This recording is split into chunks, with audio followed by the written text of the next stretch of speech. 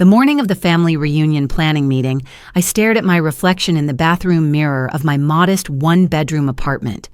At 32, I'd become skilled at making myself invisible, a survival tactic I'd perfected over years of family gatherings where my siblings' achievements overshadowed anything I'd accomplished. My phone buzzed, a group text from my older sister, Monica. "Meeting at Mom's at 10. Don't be late, Diane. We need to finalize the venue for the reunion." I typed back a simple thumbs-up emoji, already feeling the familiar knot forming in my stomach. The drive to my childhood home took 20 minutes, but it felt like traveling back in time. Every mile stripped away another layer of the confidence I'd built working as an executive assistant at Hartwell Industries. By the time I pulled into the driveway, parking on the street because my brother Julian's BMW and Monica's Mercedes occupied the prime spots, I was that overlooked middle child again. Inside, the smell of my mother's cinnamon coffee cake filled the air, but the warmth stopped there. "Finally," Monica announced as I walked into the dining room, not looking up from her iPad. "We've been waiting." I checked my watch. 9:58 a.m. "I'm early, actually," I said quietly, taking the empty seat at the far end of the table. My mother, Patricia, sat at the head of the table, her silver hair perfectly styled as always. Julian lounged in his chair, scrolling through his phone with the casual confidence of someone who'd never had to prove his worth. Monica's husband, David, sat beside her, looking as uncomfortable as I felt. "Let's get started," Mom said, sliding a folder across the table. "Monica's done research on potential venues." Monica cleared her throat, slipping into her corporate attorney voice. "I've narrowed it down to 3 options: the Riverside Country Club, the Grand Meridian Hotel, or the Oakmont Estate." Julian whistled. "Those are some serious venues. What's the damage?" "The Riverside is $8,000 for the day, the Meridian is $12,000, and the Oakmont is $15,000, Monica said, tapping her stylus against the screen. "But the Oakmont includes catering, an event coordinator, and access to their gardens for photos. It's really the best value when you break it down." My mother nodded approvingly. "The Oakmont sounds lovely. Your father would have wanted something elegant for the 50th reunion." I felt the words rising in my throat before I could stop them. "Isn't $15,000 a bit much? We could find somewhere nice for less and still have a beautiful event." The silence that followed was deafening. Monica finally looked at me, her expression a mixture of pity and condescension. "Diane, this is a milestone reunion. We're expecting over 100 relatives. We can't have it at some budget venue." "I'm not suggesting a budget venue," I said, feeling heat creep up my neck.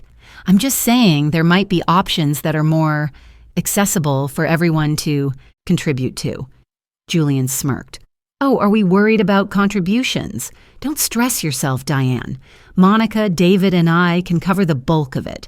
You can chip in what you can afford." The words landed like a slap. "I can afford to contribute fairly," I said, my voice tighter than I intended. "Can you, though?" Monica's tone wasn't cruel, which somehow made it worse. It was the gentle voice you'd use with a child who insisted they could carry something too heavy. "You're always talking about budgets and being careful with money. There's no shame in that. We understand your situation." My situation, as if I were struggling, barely making ends meet, when the reality was far more complex. "I think what Monica means," my mother interjected smoothly, "is that we don't want you to feel pressured to contribute more than you're comfortable with. You've always been more practical about finances." Practical. Another word for cheap, for less than. "The Oakmont Estate is the right choice," Monica continued, typing notes. "We'll split it 3 ways between Julian, David, and me, and you, Diane. You can contribute whatever you feel comfortable with. Maybe $500.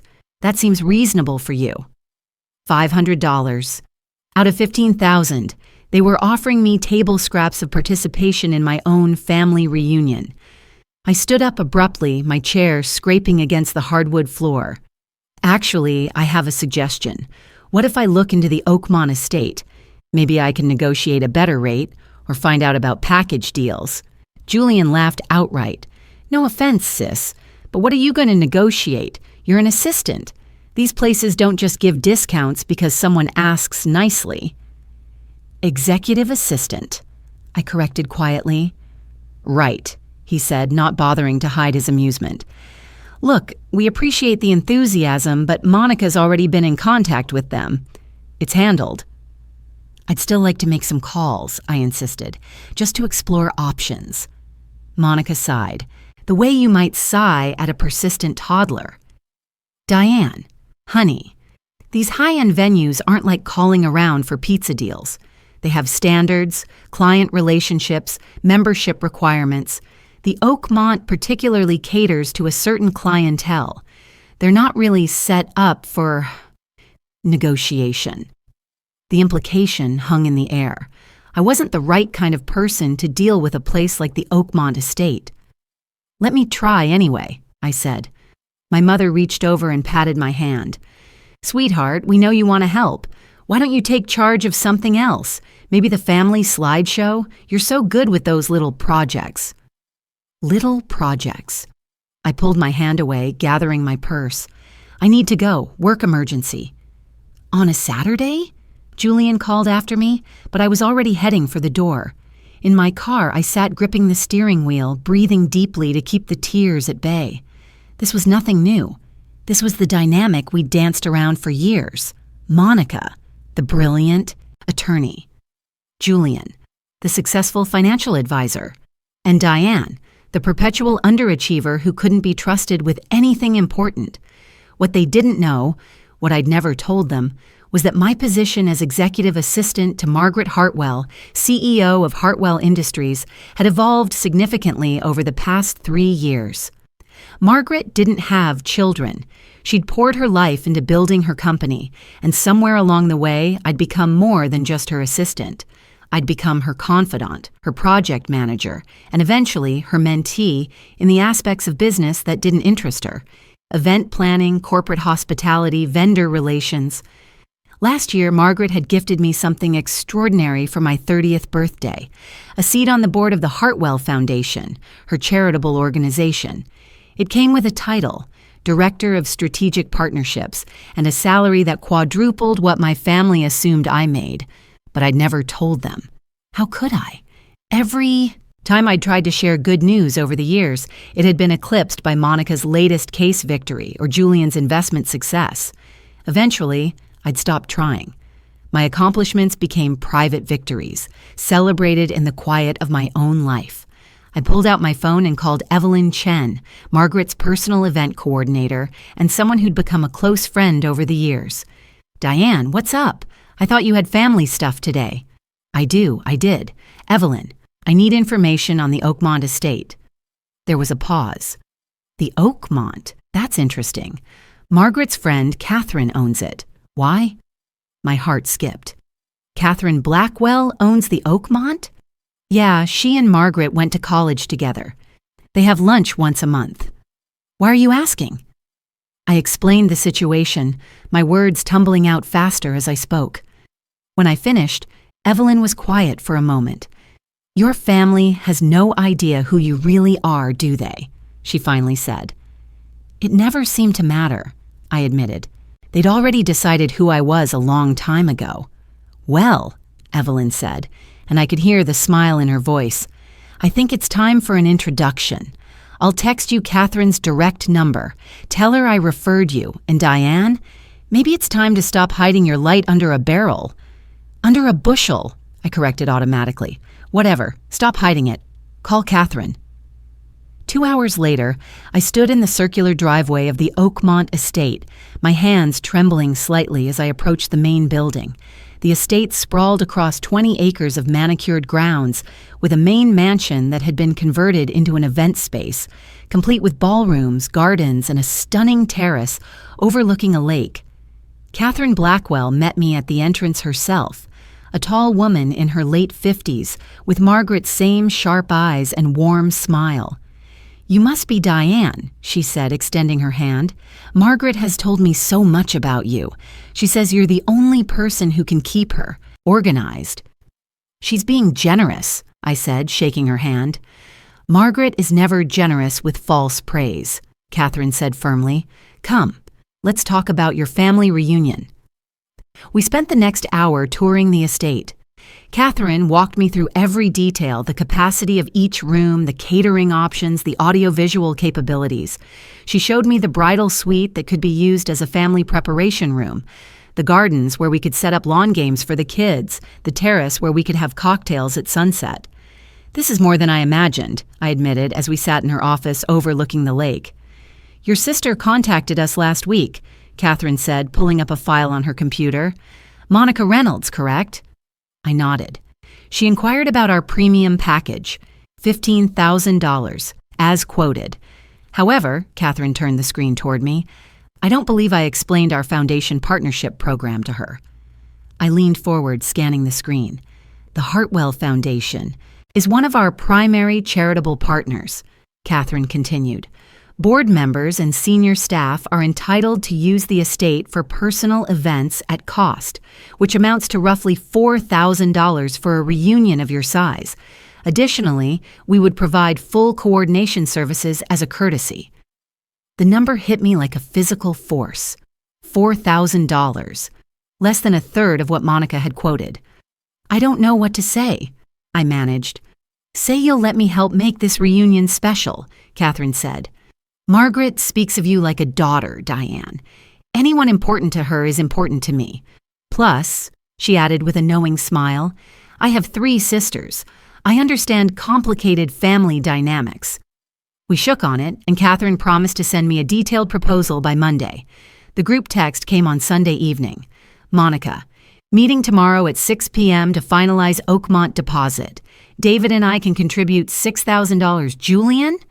Julian, I'm good for $6,000.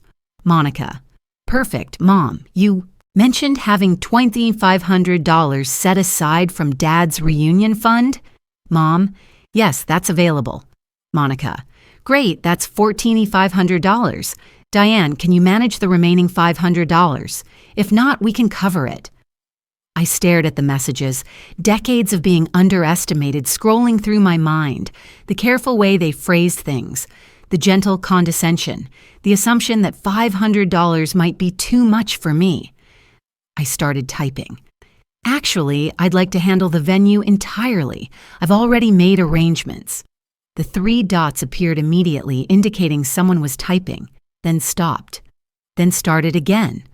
Monica, what do you mean, arrangements? Me, I've secured the Oakmont Estate for August 12th. Full package, including catering, coordination, and grounds access. It's handled. My phone rang within seconds. Monica. Diane, what are you talking about? You can't just book the Oakmont. Do you have any idea how expensive it is? I'm aware, I said calmly. Then how did you put it on a credit card? Diane, you can't finance this. We'll be responsible for... Monica, it's paid for. Or it will be. I'm handling it. With what money? Her voice rose. Where did you get? I need to go, I said. I'll send everyone the confirmation details tomorrow. I hung up before she could respond. The texts came rapid fire after that. Julian, is this a joke? Mom, Diane, please call me. We need to discuss this. Monica, you cannot have booked the Oakmont. They require a $5,000 deposit just to hold the date. Please tell me you didn't drain your savings for this. I turned my phone face down and slept better than I had in weeks. Monday morning, Catherine's proposal arrived in my email. It was even better than we'd discussed. She'd included upgrades to the catering menu and added a professional photographer as a gift. The total, $4,000. With a payment plan option that let me split it across 3 months. I forwarded the proposal to the family group chat with a simple message, confirmed, see attached. My phone started ringing immediately. I ignored it. At work, Margaret noticed my distraction during our morning briefing. Something on your mind? She asked, closing her laptop. I told her everything. The years of being dismissed, the reunion planning meeting, the assumption that I couldn't afford to contribute meaningfully. Margaret listened without interrupting, her expression growing more thoughtful with each detail. You've hidden yourself from them, she finally said. Why? I don't know. At first, I thought I was protecting myself. If they didn't know about my success, they couldn't diminish it. But now, I trailed off. Now you realize you've been diminishing yourself, Margaret finished. Diane, you're a director of a major foundation. You manage million-dollar partnerships. You coordinate events that bring together influential people from across the country. Why do you shrink yourself for them? Because they're my family, I said quietly. And changing their perception of me feels impossible. Margaret smiled. Sometimes people need to see us in a different context before they can see us at all. When is this reunion? August 12th. Perfect, she said. I'll be in town that weekend. Catherine and I were planning to have lunch anyway. Perhaps we'll stop by. The next family meeting happened at my mother's house on Wednesday. I arrived exactly on time, prepared for confrontation. Monica stood as I entered, her face flushed. Okay, we need to talk about this Oakmont situation. I called them yesterday and they confirmed you have a booking, but Diane, the deposit alone, is paid, I said, setting my bag down and taking a seat. How? Julian demanded. And don't give us some vague answer. Where did you get that kind of money? I have a good job, I said simply. Monica laughed, but there was no humor in it. A good job? Diane? You're a secretary. I'm not trying to be mean, but even a well-paid administrative position doesn't give you the kind of disposable income to executive assistant, I corrected again, and director of strategic partnerships for the Hartwell Foundation. The silence was absolute. The what? My mother finally asked. The Hartwell Foundation. It's the charitable arm of Hartwell Industries. I've been on the board for a year, managing corporate partnerships and major events. Monica's face had gone pale. Hartwell Industries? The Hartwell Industries? The Fortune 500 company? Yes. Julian was shaking his head. That's not possible. You never said anything about... You never asked, I interrupted, and the words came out sharper than I intended. In the past 5 years, how many times have any of you asked about my work? Really asked, not just made assumptions? The question hung in the air. I tried to tell you last Thanksgiving that I'd been promoted, I continued, my voice steadier now. Julian, you cut me off to talk about a new investment strategy. Monica, at Dad's funeral, I mentioned getting a bonus, and you told me how important it is to save for emergencies, as if I were irresponsible with money. That's not fair, Monica started, but I held up my hand. Every single time I've tried to share something about my life, it's been dismissed or overshadowed or treated as less important than whatever you two were doing. So yes, eventually, I stopped trying to tell you things. My mother's eyes were wet. Diane, we never meant to make you feel... But you did, I said. For years you did. And this reunion, when you assumed I couldn't afford to contribute more than $500, when you suggested I handle the slideshow because I'm good at little projects, do you have any idea how that felt? Julian had the decency to look ashamed. We didn't know. You didn't ask, I repeated. And maybe that's partly my fault for not being more direct, but it hurt. It's been hurting for a long time. Monica sank back into her chair. The Oakmont Estate, you booked it through your foundation connection. Catherine Blackwell is a close friend of my boss, I confirmed. She's offering us the venue at cost as a courtesy, $4,000 instead of $15,000. And before you ask, yes, I can afford it comfortably. I make a competitive salary and I've been financially stable for years. The revelation seemed to drain the fight from the room. Why didn't you tell us? My mother asked softly. Would you have listened? I countered. Or would it have become another thing that didn't quite measure up to Monica's cases or Julian's investments? Neither of them had an answer. The weeks leading up to the reunion were different. Monica started asking about my work, really asking, not just making polite conversation. Julian sent me a text apologizing for his dismissive comments, admitting he'd made assumptions about my financial situation that were unfair and wrong. My mother called me one evening just to talk. "I've been thinking about what you said," she began. "About not asking about your life. You're right, honey. We got caught up in our own worlds and forgot to make space for yours. I'm sorry." The apology felt genuine, but years of hurt don't evaporate overnight. I accepted it, but cautiously. Catherine and I spoke weekly, fine-tuning the reunion details. She was patient with my questions, encouraging when I second-guessed decisions, and frankly, more supportive than my family had been in years. "You're good at this," she said during one of our planning sessions. "Have you ever considered event planning professionally?" "It's part of what I do," I said. "Coordinating foundation events, managing donor relations." "I mean full-time," Catherine clarified. "Running your own business.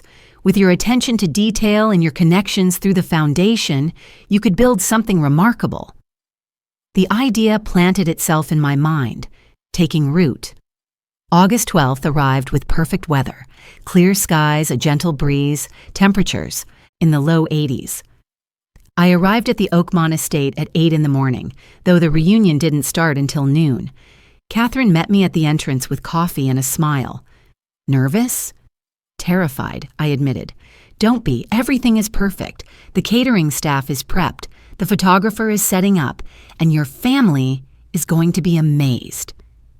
She wasn't wrong.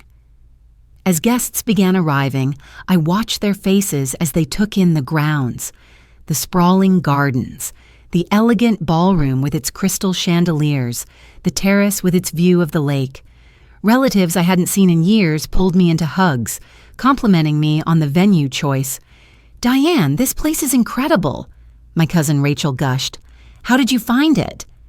"I have connections," I said simply, and it felt good not to diminish my achievement. Monica found me on the terrace around 2 o'clock.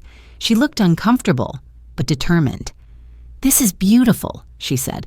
"Really, Diane, you did an amazing job." "Thank you."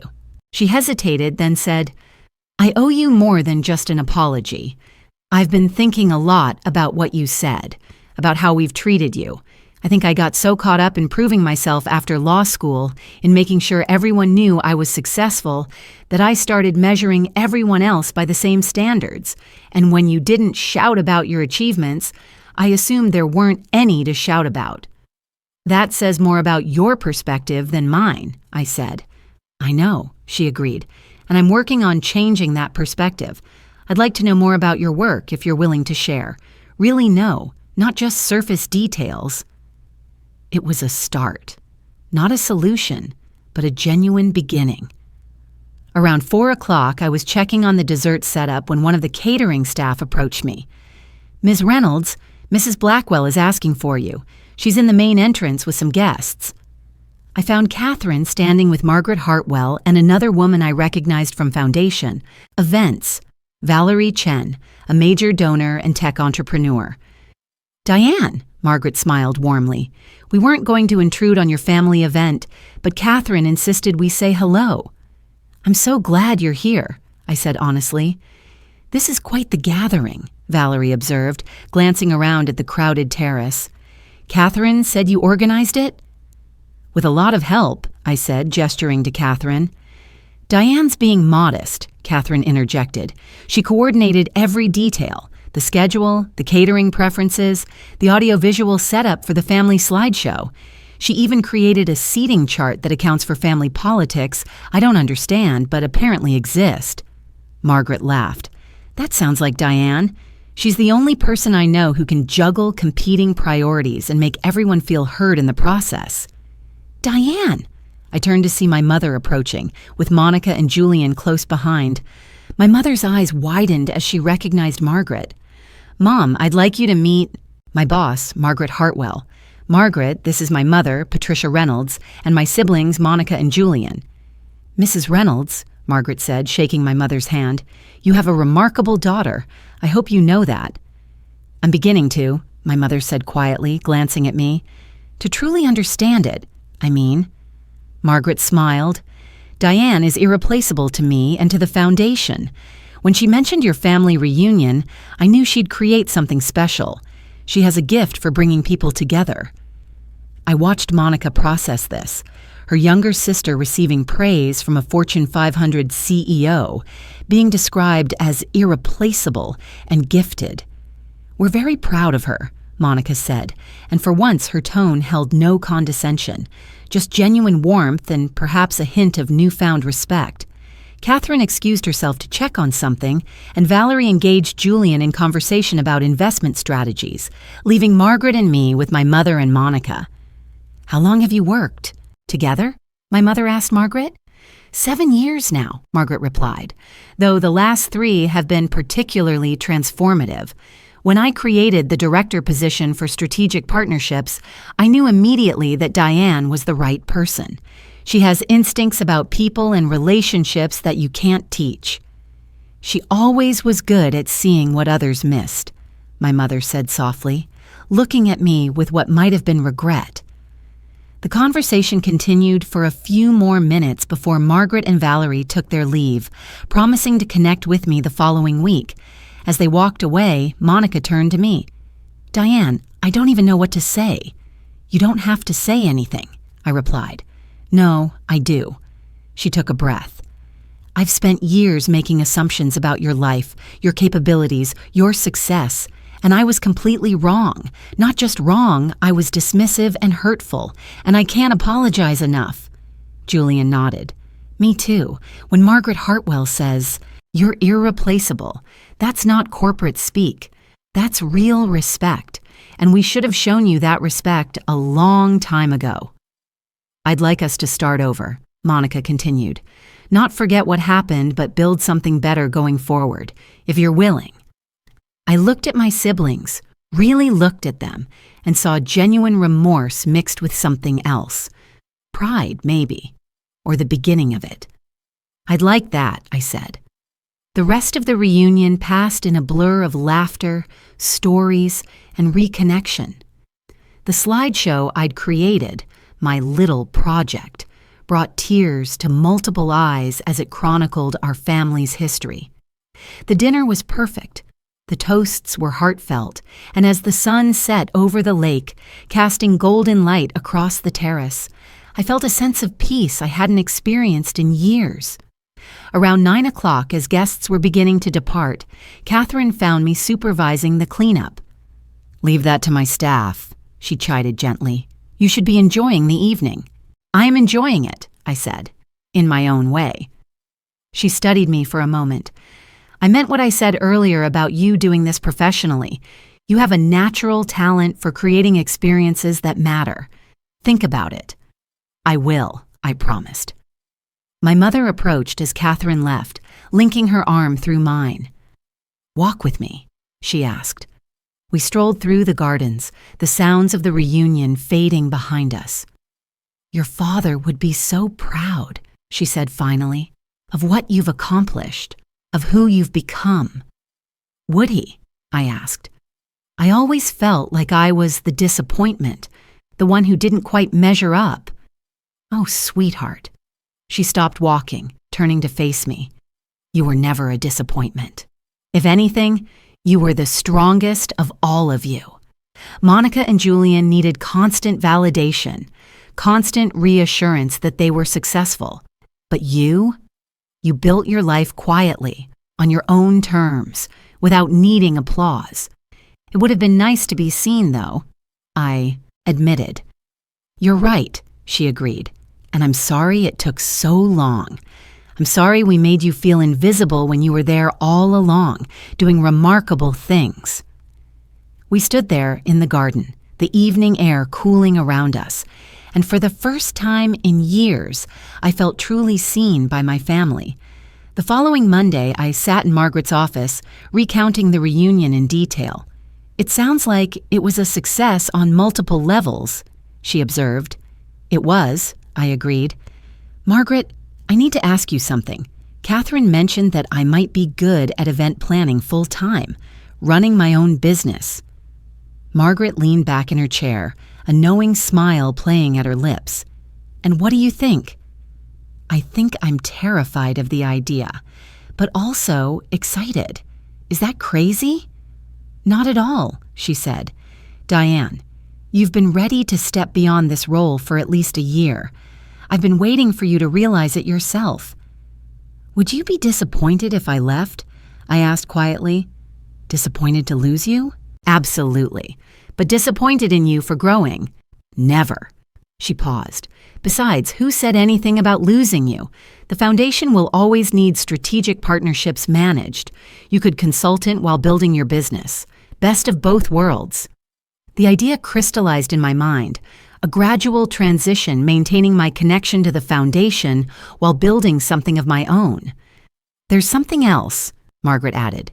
"Catherine, Valerie, and I have been discussing creating a mentorship program for young professionals, particularly women in business. We'd need someone to coordinate it. Events, speaker series, networking opportunities. Someone with your exact skill set. Interested?" "Very," I breathed. "Good. Because the budget for that program is considerable, and we'd need a dedicated director.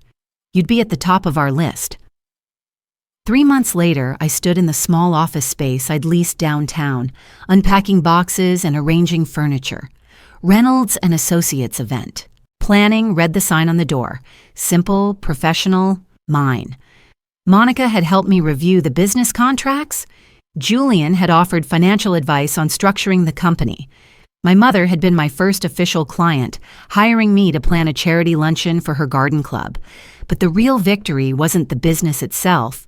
It was the family dinner we'd had the previous Sunday, where Julian had asked detailed questions about my business plan, where Monica had bragged to her colleagues about her sister, the entrepreneur, where my mother had raised a toast to Diane, who's been remarkable all along, even when we were too blind to see it.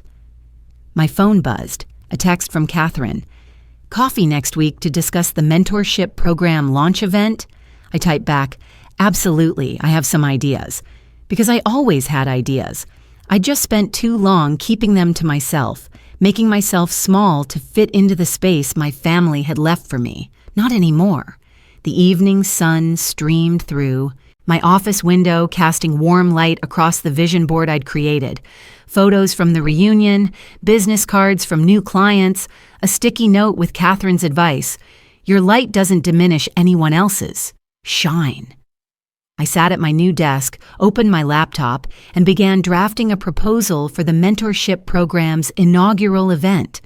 The words flowed easily, ideas building upon ideas, my confidence growing with each paragraph. When my phone rang an hour later, Monica's name flashing on the screen, I answered with a smile. "Hey sis, what's up?" "I have a client," she said. "Well, a potential client. She's looking for someone to coordinate a corporate retreat, and I immediately thought of you. Can I give her your number?" "Absolutely," I said. "And Monica, thanks for thinking of me." "Of course," she replied, and I could hear the smile in her voice. "You're the best at what you do. It's about time we all acknowledge that." After we hung up, I stood and walked to the window, looking out at the city below. Somewhere out there, the Oakmont Estate sat on its manicured grounds, a reminder of the moment everything changed. The moment I stopped hiding and started claiming my space. My family hadn't suddenly become perfect. We still had moments of tension, old patterns that occasionally resurfaced. But there was respect now, genuine interest, and a recognition that I wasn't the person they'd assumed me to be for so many years. More importantly, I finally recognized it myself. I'd spent so long being invisible, accepting scraps of acknowledgement, that I'd forgotten how to take up space. The reunion hadn't just revealed my success to my family, it had revealed it to myself. And that revelation was worth more than any venue, any title, any validation from anyone else. Because the truth I'd learned wasn't just that I was capable of impressive things. It was that I'd always been capable. The only person who needed to believe it was me. As the last rays of sunlight faded from the office, I made myself a promise. Never again would I make myself smaller to accommodate someone else's limited vision of who I was. I would shine. Unapologetically, completely, brilliantly. And if that made others uncomfortable, that was their issue to resolve, not mine to manage. I gathered my things, locked the office door, and headed home, already planning the week ahead. Meetings with potential clients, the mentorship program proposal, a family dinner where I would show up fully as myself without apology or hesitation. The elevator doors closed, and I caught my reflection in the polished metal, a woman who'd finally learned to see herself clearly, and that reflection smiled back.